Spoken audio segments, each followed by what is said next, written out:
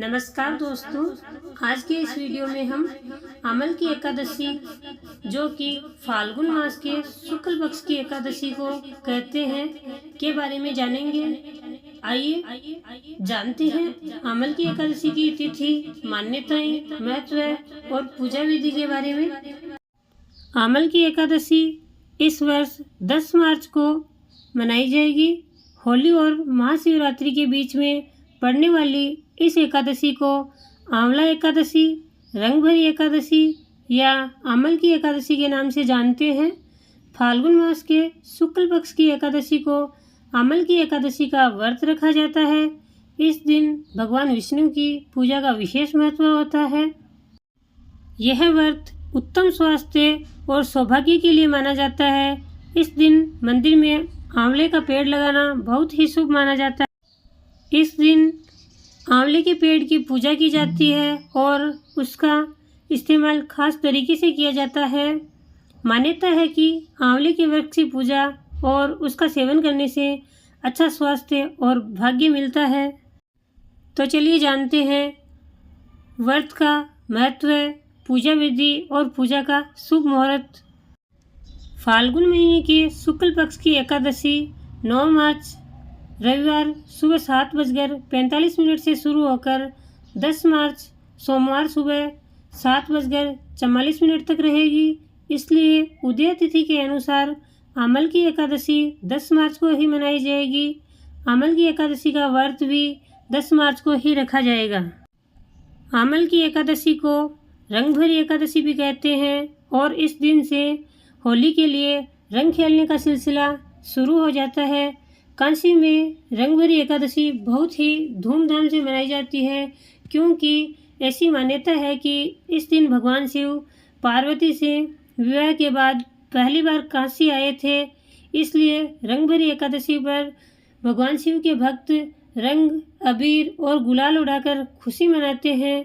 इस दिन से काशी में 6 दिन तक रंग खेलने की परंपरा शुरू होती है। शिव भक्तों की ऐसी मान्यता है कि शिवजी पर गुलाल चढ़ाने से जीवन सुखमय होता है। एक और यह भी मान्यता है कि अमल की एकादशी का व्रत करने से कई लाभ मिलते हैं। जैसे हिंदू धर्म ग्रंथों के अनुसार यह व्रत सैकड़ों तीर्थ यात्राओं और यज्ञों के बराबर पुण्य फल देने वाला होता है। इस दिन भगवान विष्णु की पूजा करने से पापों का नाश होता है और मोक्ष प्राप्त होता है। इससे जीवन के दुख दूर होते हैं और सुख समृद्धि का वास होता है। इस व्रत को करने से साधक के जीवन में बहुत सारे सकारात्मक बदलाव आते हैं। इस दिन भगवान शिव के भक्त शिव और मां पार्वती को प्रसन्न करने के लिए विशेष पूजा अर्चना करते हैं। भगवान शिव को लाल गुलाल अर्पित करते हैं, जो कि उनके उग्र स्वरूप का प्रतीक है। माता पार्वती को श्रृंगार का सामान चढ़ाने से सुख समृद्धि व सौभाग्य प्राप्त होता है। रात में जागरण और भजन कीर्तन से भगवान शिव की विशेष कृपा प्राप्त होती है। इसके साथ ही भगवान विष्णु के सामने 9 बत्तियों वाला दीपक जलाकर रात भर रखने का भी विधान है। ऐसा माना जाता है कि इससे घर में सुख समृद्धि, शांति आदि का वास होता है। वैसे तो प्रत्येक एकादशी भगवान विष्णु को समर्पित होती है, लेकिन अमल की एकादशी के दिन आंवले की पूजा के साथ साथ भगवान शिव और मां पार्वती के पूजा अर्चना का भी विशेष महत्व है। एकादशी तिथि के दिन सुबह ब्रह्म मुहूर्त में उठकर स्नान करना चाहिए। साफ अथवा पीले रंग का वस्त्र धारण करना चाहिए। उसके बाद एक चौकी पर भगवान विष्णु और माता लक्ष्मी की प्रतिमा को स्थापित करना चाहिए। देसी घी का दीपक जलाना चाहिए और श्री हरि विष्णु का अभिषेक कर पीला फूल, माला और गोपी का चंदन अर्पित करना चाहिए। माता लक्ष्मी, भगवान विष्णु के साथ भगवान शिव और मां पार्वती की पूजा भी करनी चाहिए। पूजा में तुलसी पत्र को भी शामिल करना चाहिए। इसके बाद भगवान विष्णु को पंचामृत फल और मखाने की खीर का भोग लगाना चाहिए।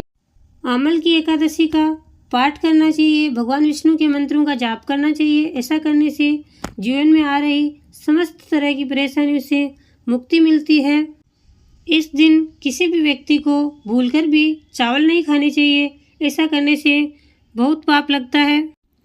इस दिन पूजा के लिए शुभ मुहूर्त सुबह 5:30 से लेकर सुबह 7:44 तक रहेगा। साल 2025 में अमल की एकादशी पर 3 प्रकार के शुभ संयोग बन रहे हैं, जो इस प्रकार है। इन सब शुभ संयोगों में भगवान विष्णु की पूजा करने से भक्तों को विशेष शुभ फलों की प्राप्ति होती है। अमल की एकादशी के दिन शोभन और स्वार्थ सिद्धि नामक 2 शुभ संयोग बन रहे हैं। वही स्थिति पर पुण्य नक्षत्र भी रहेगा। स्वार्थ सिद्धि योग इस दिन सुबह 6:36 से शुरू होगा और पूरे दिन रहेगा। शोभन योग सुबह से लेकर दोपहर 1:58 तक रहेगा।